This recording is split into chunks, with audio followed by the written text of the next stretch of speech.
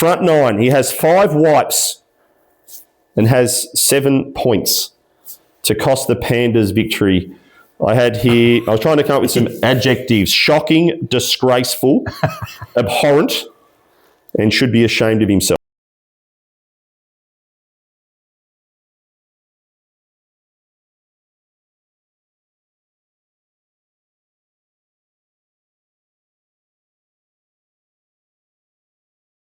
Hello everyone and welcome to the Neville Richards Premier League Show, first edition for season 2026. Welcome back, Matty. Cheers, Hazy. Thank you. What a day on Saturday. What a day. Back into it again for another 14 weeks. Wow. Could you sense the nerves? There was a lot of nerves. New players were pooping their pants, and even some of the experienced campaigners really struggled to hit the scoreboard this week. What's the difference mentally? Like, it's the same Saturday comp. And they come here dressed as pandas and otters, and all of a sudden they're terrible. And I think the pressure now of 5 scores counting out of the 8, that certainly adds a new dimension this year. But we had a good turnout. The weather was great. I think it was 85 players out of our 96 turned up. We did have 4 fill-in players who fed some money into Feed Me Bellarine, which was great. One team in particular was quite irate with his teammates for not putting their hand in their pocket. I did hear about that. We'll get to that a little bit later. But yeah, 12 teams we've got now, so 6 games to assess. All right, well, let's get into it. I mean, the first game was the new Scorpions franchise versus the Grizzlies. The 2 newcomers, or 2 of the 4 newcomers, and it was a pretty even match, as most of them were for the weekend. Yeah, it was. The Scorpions got over the line, 167 to the Grizzlies, 161. Both teams had the 7 players. For the Scorpions, Cooper McMuffin. He actually came out with a little 39, followed by Ross Moreland, 35. Wow. Should have seen Ross on Sunday night at the pennant breakup after they won. Wow, we have some footage of that later on if you'd like to see it. But he had 35, Jan Cogger 33, Chris Grant, a newcomer, had 32, and Tinker Bell had 28. While for the Grizzlies, Sue O'Connor, she chimed in with 35, which was a great effort. Tim Belitho, 34, Ross Gibb, 33. The moral Dean Jeffrey, he had 31, and Chris Dodds had 28. But before we go any further, I would like to make a unreserved apology from Monday night. For those who were at the draft night, I was mentioning about Dean and the new love of his life, and I was shot down that they'd broken up, and I thought he was talking bullshit, but no, they have. So, Dino, there's plenty more fish in the sea. You never know what might happen, but yeah, I hope you're okay. Just say it. Sorry. No, I thought he was taking the urine out of me, but he was serious. But spoke to him today, and he's all right. He's jumping back on the horse, as we say. But things have got a bit rough. But yeah, another tight tussle with only 6 points separating them. The A advantage actually was with the Grizzlies, with Sue O'Connor and Chris Dodds covering Chris Grant, the Turtle, and Paul Marnie. But the PM Grizzlies didn't embarrass themselves with Belitho and Ross Gibb and Dino, but it wasn't enough when Jan Cogger's 33 come in, Ross Moreland's 35, and then Cooper, he sealed the win with a 39. So, yes, good win for the Scorpions first up. Very good. Now, is it this point you want to start talking about the other sort of not so good performers? Yeah, so for our newcomers, we used to have an award. Well, not an award, it was just a mention of players who struggled to hit 25 points, which is a fairly low in the scoring, and it used to be called the Jamesy. And before that, the Rickometer. The Rickometer, and we were thinking about calling it after Shirley Bell, but Shirley wasn't, she's not playing this year, so we won't go down that track. But we're still trying to work out what it'll be called, but we have got a name for this week. We do. We have a nomination. We might just have to sort through it for the first couple of weeks, but a very solid nomination put out by none other than Toby Turtle Prime. So we're going to roll with this here. He made a birdie, Matty. I was playing with him on Saturday morning. He made a birdie, head wobbled very heartily coming off the 16th and said, I'm safe. That's me out of the Jamesy territory. I'm on 26. I checked the phone. Lo and behold, as we walk to the 17th tee, he's on 25. Oh, okay. We go, it doesn't matter, Hazy. I still only need 1 point somewhere in the last 2 holes. I should be right. So the triangle. He's middle, but he's 1 under to the start of the triangle. Put his second in the middle of the green and 4 jab the 17th. no points. And then proceeded to hit his second into the water on the 18th from the middle of the fairway. And then this happened. Prime now facing to avoid all ignominy in the video. The up and down, having stuck it in the water for his second here on the 18th, must get up and down to avoid a pasting on the video.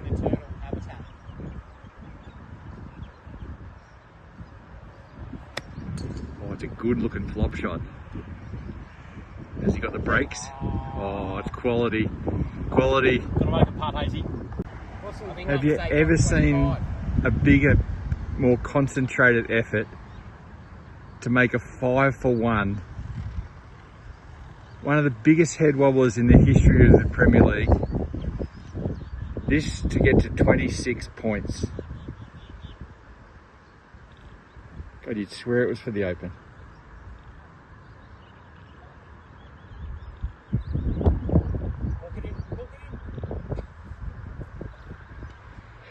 You're going to cop it now. No good. Would struggle with that takeaway. The chip or the putt? Oh, both. The chip was not bad. No, he's no good. How's the lineup? He took 20 minutes to line it up. Well, we did have a complaint of slow play from your group, so obviously it was from Toby. But yeah, Toby, prime time, he had a 25. Paul Marnie, 23. And for the Grizzlies, Warren Stevenson had 23. Warren Steve, not the Wizard of Winchelsea. Yes, the Winchelsea weapon had 23 points, but pennant player winner on Sunday, but Saturday he didn't help the Grizzlies one bit. So then he thought, because he was a pennant victor, that it would override the Premier League abuse. And I said, no, mate, it doesn't happen. You're going to cop it. So 23 for him, disgraceful. So I will cut him some slack at the moment, unless he goes Bailey on Saturday coming up. But he's not a contender to be the new Jamesy at the moment. So we've now got prime time. We're running with that this week, but there are some other contenders. We'll see them as we go. But prime time and Paul Marnie out of that first match, you're both in the mix. Yep, very much so. Is that fair? Good call. All right. The second match we want to go to, Matty, is the Hookers and the Bullies, and this was another absolute thriller. Yeah, the Hookers got over the line, 153 to the Bullies, 152. Ooh. Hookers had all 8 players, Bullies had 7. For the Hookers, Flea Pollock jumped out of the blocks for a 36. Lynn Kirby, 31. Andrew Whitson, 30. Jacob Blennerhassett had 28 and Dennis Wood, 28. While the Bullies, the best for them was Neil Ryan on 33, Wendy Scuba Hub on 32, Richie House, 30, and Boxhead Madden had 30 and Steve Smith 27. But low-scoring affair, really, it was an average of 30 over the scores of the 5 there to get the win. The match, couldn't tell really who was in charge in the morning, as the Bullies only had 2 morning players. And those were Pete Fielding on 26 and Steve Smith 27, while the Hookers had Dennis Wood, Blennerhassett and Whitson for them. But the PM Bullies, Neil Ryan was the best with 33. Wendy was 32, which is pretty good considering her horse won at Flemington on Saturday. So Concord Connie, keep an eye out for that one there. So she was pretty happy on that one. But what was it, a listed race? No, just a little 3-year-old 1400 metre at Flemington. But last hooker on the course, Flea Pollock, 36, ensured the 1-point victory. He actually had even par on the back 9 off the stick and was 1 under for his last 7 holes. Is that right? To get the win. He's still going all right in the knockout too, I believe. Yes, actually got into the final. Played his little semi-final against Steve King today and knocked him over 4 and 3. So, is he the early favourite for the Drayton Medal, do you think? No, he's... At the moment, he's in a good headspace, but don't give it. He'll be thinking about stuff and he'll be no good soon. For our prime times in this one, McCorkle, 25. Ooh. The Sword, Sean Ward, he had 25. And if we have a bit of a look at a bit of the Sword action today on Saturday on the 15th dam here, I believe it is. Mm-hmm.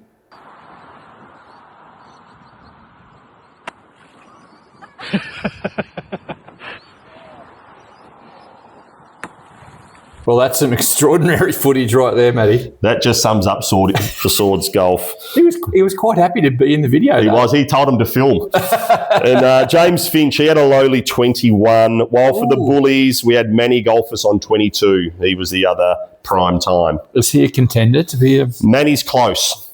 He's on the cusp. His playing partner, Alan Kerry, was nearly in that space, but he was all right on Saturday, so he got a reprieve. Okay. All right. The next match we want to look at, Matty, are the Tornadoes and I guess everyone's love them or hate them team, the Pirates. Yeah, another close one at high scoring. Last game was 153, 152. This one, the Tornadoes were 172, defeating the Pirates 170. Tornadoes had 7, Pirates had 8. For the Tornadoes, Jeff Daniel on 38, Phil Stevens 36, Barry Doyle 33, and then Taylor Cameron had 33 and Joy Francis 32. While for the Pirates, Jen Edmondson, she was the star with 36. Then on 35s, we had Peter Hogan, Adam Shawcross, 33 for Dave Newman, and then Johnny Rowe and John Bowman had 31s. So high scoring for that game. Do you think we need to cast a bit of a closer eye on this Shawcross match up within this match? Yeah, we have got a little bit of content on that a little bit later. You've been reading my notes. No, I haven't read your notes, which is probably no surprise now that I've just cut your lunch. So our high scoring match for the round. So the Tornadoes win the Callaway golf ball, so 2 golf balls to each team member. So the Tornadoes got off to a hot start with Jeff Daniels, 38, leading the way, alongside first-year player Taylor Cameron's 33. While the Pirates, they only had one morning player, and that was Dave Newman, who's 33, hit the scoreboard. Pirates PM showed some grit with Jen, Pete and Shawcross, and it looked like it was going to be enough, but the consistency of Phil Stevens, Barry Doyle and Joy Francis was enough to get them over the line. One unlucky player, as you mentioned, was Brack Shawcross. First game with Premier League. He's been chomping at the bit to get here for the last couple of years, and now he's in. I think he's actually had his best score in a comp. He had 31 points. Fantastic. And if we have a look at the video here... Well played, Brax, regardless. That's awesome. Unfortunately, he did 3-putt the 9th, his last hole. Oh. If he had a 2-putted, he would have actually been a counted score. Yeah. But he does get bragging rights over his dad in this one by taking the win. Nice. Now, Pirates, who cost them? David Newman finished double, triple, bogey, 1, wipe 1. Oh. That's on their front 9. That hurts. Jen Edmondson. Yes. 20 on the front 9. Yeah. And she wiped 2, 7 and 1 point on 9. Ooh. So this match here, no one was in the prime time either. Okay. So Dave Newman, Jen Edmondson, although you did contribute, you may have cost your Pirates. That's a sneaky little bird. Yeah. From Brax. Yeah, so. You had to be very careful, quick to watch it, but a bit of... Little finger action, was there? Yeah, read between the lines. Oh, okay. I didn't. From Braxy. I'll have to have a bit of a closer look. Yeah, no, it's pretty solid. I told you not to do that to your dad, Brax. The next match, Matty, that we want to look at is the Peakers and the Crusaders. Another tight match. They were all really tight. Yeah, the Peakers were 159 and they lost to the Crusaders 163. Both teams had 7. For the Peakers, 33 was their best scores by Jerry Raviani and Jackie Rowe, followed by Nipper Dodds 32, Johnny McGlone 31 and Bill Adams 30. While the Crusaders, Rob Moorcroft, fill-in player. What's happened to Papa Smurf? For the Sheik. Oh, really? Filled in for the Sheik, 35. Pants Peacock, 35. Malsey had 33. Fiona Newman, 31. And then 29s for David Milne and Justin McGrath. As I said, 4 points separated. Crusaders had the early advantage with Moorcroft, who replaced, as we said, Barry Marbles. So Barry Marbles was due to go in for some appendix surgery Friday morning, but they just said, nah, mate, take some medication, harden up, have some cement in you. If you're dying, come back. But, yeah, so he replaced him. Malsey 33, Fiona. But, yes, it was a day. Left it to the PM players. Pants was good. I've never heard you say that before. He was so much better than Warren. But, yeah, the Peakers just couldn't get it done in the end. 2 new players that played. John White, when you talked about nerves. John White, 27 points. 9 points on his first 9 holes. Jeez. So he was pooping his pants as he teed off. He actually wiped 6, 7, 8 and 10. Ooh. And then Paul Sinnott, another one who won the monthly medal leading in. Yeah. 26. Big strapping unit. He looks confident. Had 11 on his first 9. So he was packing his dacks too. Wow. First 9, 3 wipes on the front 9 as well for him. But our prime time players, he's one who could be named after. Peter O'Neill, 17.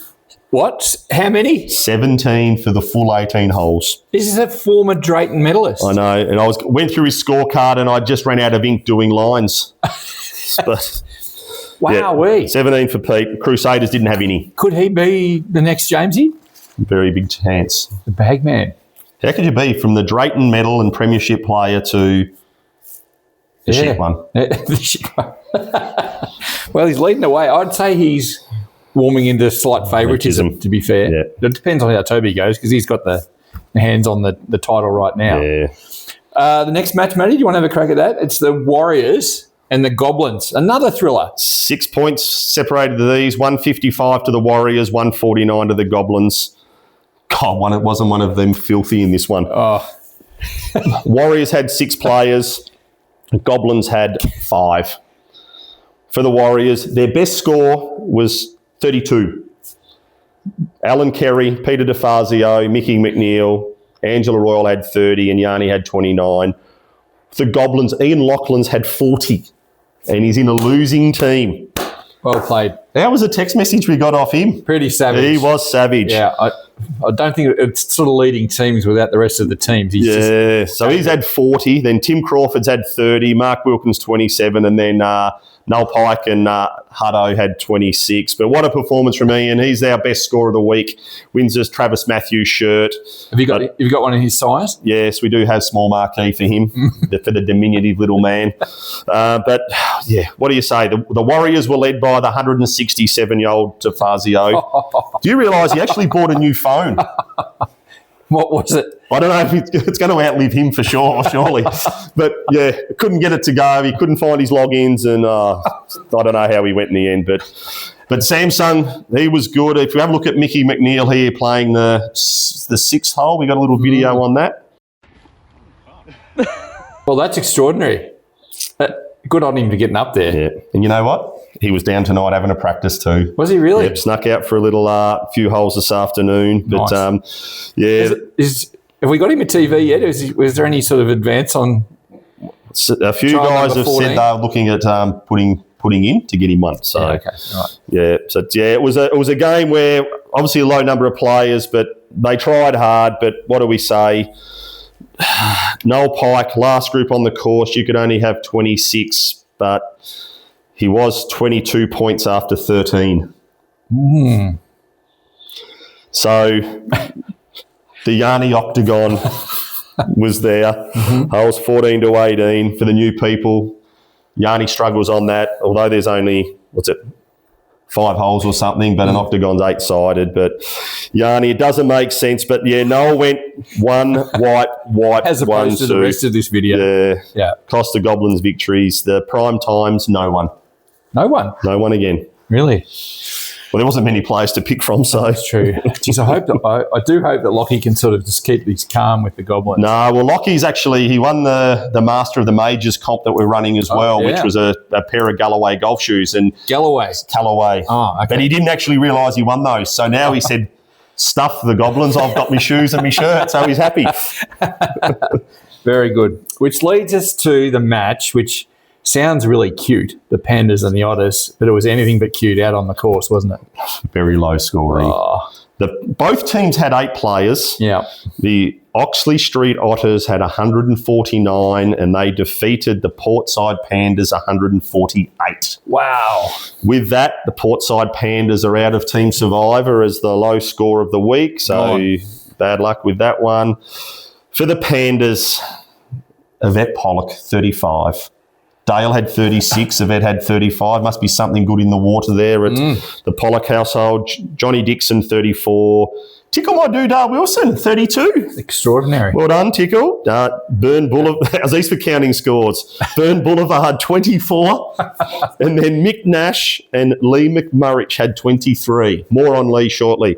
Oh, okay. For the Otters, Ian Francis, who was a fill-in, 32. Richard West, 32. John Leading, 31. Your good self, 27, counted score, played for Murray Wiley. And then Ray Linegar and Craig Connolly had 27. But it was the 12th beer when I was trying to imitate Murray that I just couldn't deal with. Couldn't I was get going through. right till the 12th beer. Yeah, what's funny, Pandas lost, but they actually had the dominance in the morning sessions with King Dick Dixon's 34, Tickle, yourself and Liniger. You were going shithouse early too. You were like 7 points after 6 holes or something. I was. Yeah, it was not ideal. I had a white stroke Sinnott moment. But you sort of half rallied. But Ian Francis, Richard West, John Leading put counting scores up for the Pandas. But alas, couldn't be enough. Now Leroy and Mick Nash with 23. The Pandas' best 3 scores were 6 points better than the Otters, and they still got rolled. Geez, I reckon a vet would be absolutely chuffed with that, wouldn't she? Oh, she would be filthy. Dale will be getting smashed around that household on Saturday night for sure. Now, Mark, it pains me to have to bring this up. Now, have you heard of karma? Does it really pain you? It does. Okay, now, for those who were at draft night, and we sort of finished the night, and then Bullhead McMurray gets up and says, "You're all playing for second place anyway." Remember that? I do remember that quote? Yeah. Well, let's have a look and see what happened to Lee. Started on the 10th, gets out of the blocks well. You're not taking any joy out of this. No, it heartens me. Like, disheartens it does. Like, he was here last night, and I didn't mention Premier League once to him, and he was wanting me to mention it. Really? And I didn't say a word because I was just holding it back for this. Right. But anyway, starts on the 10th. Yeah. 13 points after 6. Oh, nice start. Nice start. Really nice. Then gets to the triangle, which is holes 16, 17, 18 for our new players. 1 point on each of those. So he's had 16 for the first 9. Not bad. Still okay. Yeah. Then I think he's cracked the shits. No, and gives up again and falls back into old habits. Not an even-tempered player like Luke. Well, we may need an intervention on him. Front 9, he has 5 wipes and has 7 points to cost the Pandas victory. I was trying to come up with some adjectives: shocking, disgraceful, abhorrent, and should be ashamed of himself. But we go to the prime times. Is that an adjective? I don't know. I didn't read the dictionary last night. Do you reckon if we called a vet, she would have added a few more adjectives? Oh, she would have for sure. Yeah. Well, 5 wipes and they lost by a point. He gave up for sure. For the prime times, for the Pandas, Leroy 23, Mick Nash 23, Snags Finnemore's had 22, and Lloyd Shitherd had 17. While for the Otters, Tony Havis had 22 and Judy Said had 20. So what do we have there? So there's like six prime times in that one game. Wow. Geez, we've got some contenders. If Toby gets on the right foot. So if everyone didn't get that, Lloyd Shitherd was Lloyd Shepherd. Sorry, so just so people are aware. I think he's almost in equal favouritism. Fair chance. With Peter O'Neill, to be fair. So who we got? We've actually got Paul Marnie. We've obviously got Primetime himself. We've got Paul Marnie, Peter O'Neill, Lloyd Shepherd, Snags Finnemore, and Lethal Lee McMurray. They are the contenders at this stage. When do you think we'll make a final verdict? Well, if there's one player this week, if he plays, and we've got a little video of this too, if we go to Joel Ness, he had 28 on Saturday, and we've just got a little video of him playing the 8th hole, I believe, and the little bit of commentary there from Matt Miles, I think it is. Okay, yeah. Sending across, and we look at where his drive is there, unbelievably wide. That's on the 8th hole. And he's nearly out of bounds on the 6th. So, Joel, the cows I know you're big and strong, but yes, maybe you need to look at yourself. That is extraordinary. All right, Matty, we're going to do something radical this year. We're going to break the show up into 2 halves. We're going to do the review and the preview. So that's the end of the review section. We'll talk more about the previews in a second. So we're going to have a quick look at the ladder, Matty. It hasn't got too much substance to it at the moment after one round. That said, it's probably fair that the Hood Road Hookers were above the Otters, but just based on percentage. The top 5 features the Warriors, the Scorpions, Crusaders, Tornadoes and Otters. Unfortunately for the Hookers, they're in the bottom section of our new ladder here. And it's the top 5 make finals this year. Mm-hmm. So we'll have the first 5 on the screen, and then the outside the finals will slide into the bottom part. But top 5 is our focus, obviously, for finals. Yeah. So we've missed the Portside Pandas. They're gone out of the Team Survivor competition in week 1. We'll knock someone out every week during this home and away season. And a congratulations to Ian Lachlan, our Callaway Travis Matthews shirt winner, and our Tower Road Tornadoes won the golf ball. So come into the shop and you'll be able to grab a couple of Callaways. Magnificent. And we're working on the new... And even you, Gibbsy, even though you were in Vietnam, you still get 2 balls because you're part of the team. The videos lack something without a bit of commentary from Bob.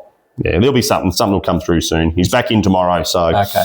Yeah. We'll get on him. All right, so we are going to leave this for now. Thanks hugely again to Neville Richards. 5 years in a row, they've been our supporting sponsor, our major sponsor here. We're grateful for their support.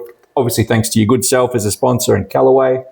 For now, we'll sign off and we'll come back in a couple of days with more drops, this time the preview for round 2. Thanks, Matty. Thank you, Hazy. Pleasure again.